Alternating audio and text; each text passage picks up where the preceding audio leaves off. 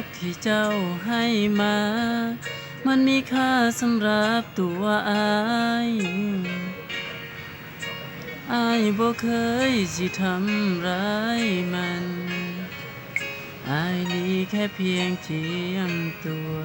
ก่อนทุนหัวสิมาผัวพัน โปรดอย่ามาทิ่มความฝันที่อายเลยนะบ่เคยให้ใจกับไผทั้งหัวใจก็มีแต่เจ้า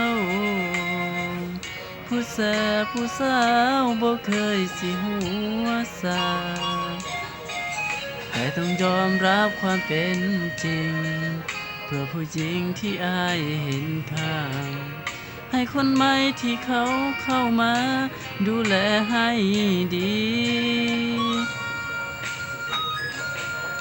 สำหรับอายแล้วเจ้านั้นมีค่า